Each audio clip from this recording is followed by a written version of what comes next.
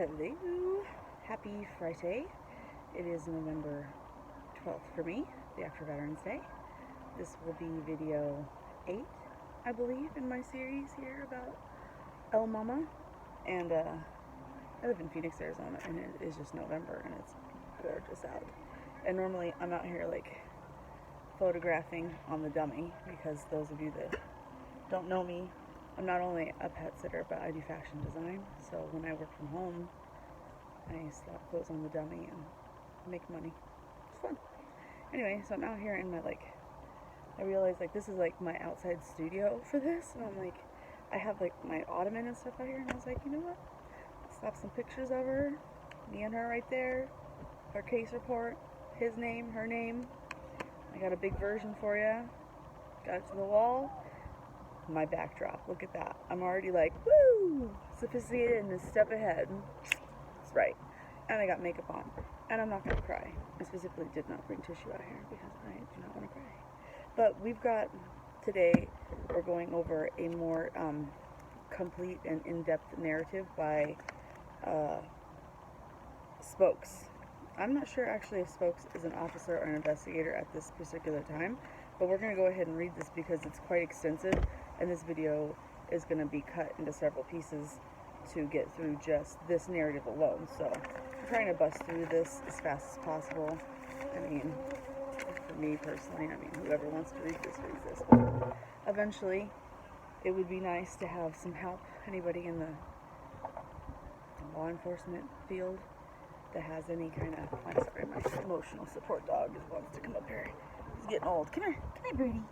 Gotta help him up. Come here, Birdie. He's my buddy. When I'm at my desk, which is where I make my videos prior to this, he has a little bed that sits under my desk. He's my good boy. Anyway, he's right here with me. I don't want to move the camera to show you him. You'll see him eventually, but I got it all set up in my outside area. So, anyway, let's start this narrative because I don't know if I'll get through the whole thing today, but we'll try. It's beautiful outside. Alright, here we go. You ready? On 7/9/1993 at 0441 hours, myself and investigator G. Saburo of the Yavapai County Attorney's Office first spoke with Christina Peterson in my office at the Sedona Police Department. So 0441, so let's take away 2, so that would be at 2:41, right? 2:41 a.m. So 41 minutes after they arrived on scene and took us away, they're talking to my sister in the office of the Sedona Police Department, okay? By the way, they've redacted her name, but I'm aware of her name, and I'm releasing her name, so fuck the police and the 502. In the office of my Sedona Police Department. Christina is at that time, she was 3-year-old daughter of Russell Peterson and Stephanie Waslishin. It had come to my attention that Christina was awake and present in the master bedroom upon the arrival of the responding police officers.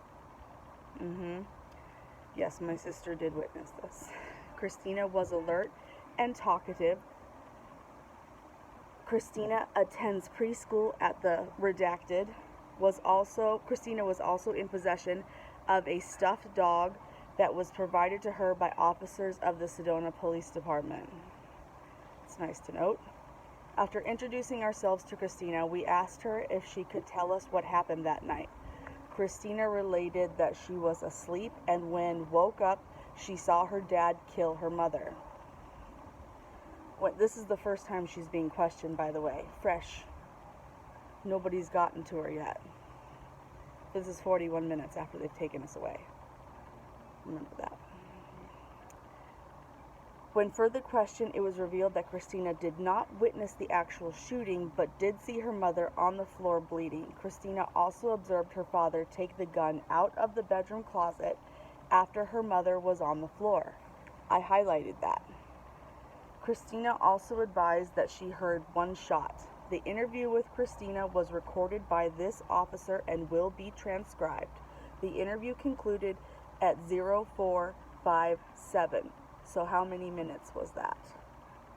That was a whole, 16 minutes? They talked to her for 16 minutes. The interview with Christina was completed.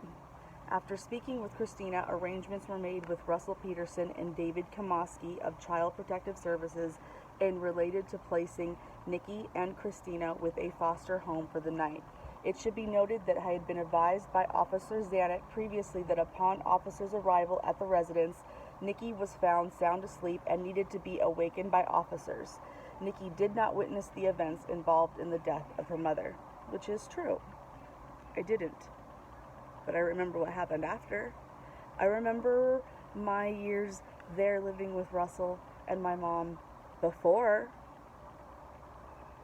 They want to talk to other people and get statements from other people that victim blame, but they don't want to talk to her daughter in more depth about maybe her state of mind. Because it goes in my aunt talked to my mom the night she was killed.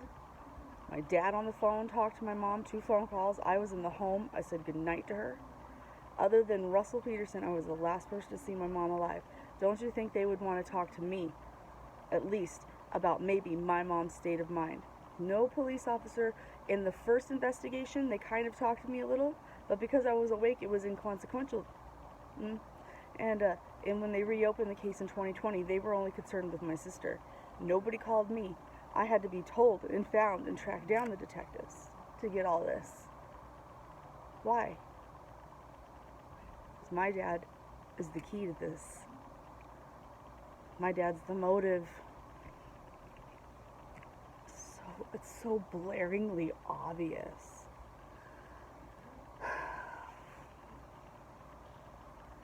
I'll continue. There's one more paragraph, then we're going to chop this and then we'll continue on the next video.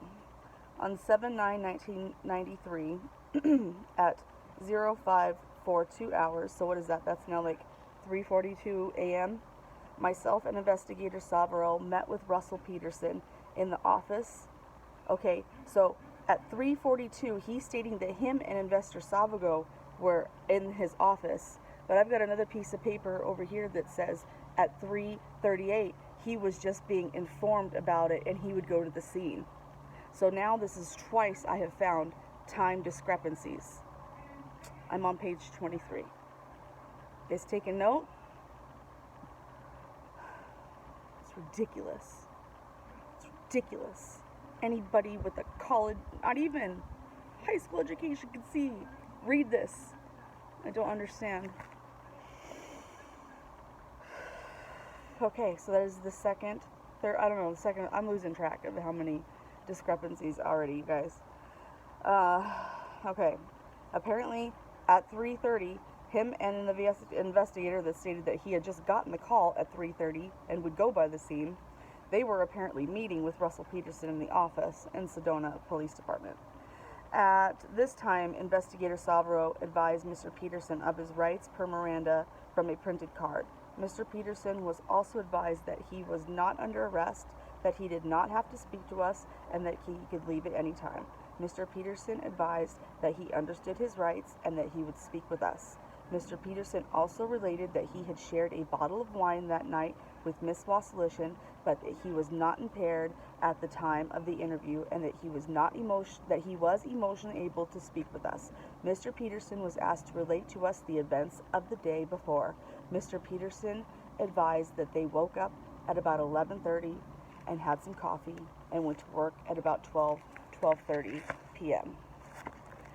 So I'm going to chop the video here, and the next video is going to pick up with Russell's accounts of the day of the accident in air quotes, and we'll pick up with officer detective Spokes' account of Russell's account, because we gotta remember every officer's got his little fucking hanging.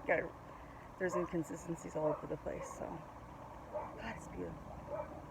I might make a couple videos today, so maybe I'll get through this whole report. So next video to come.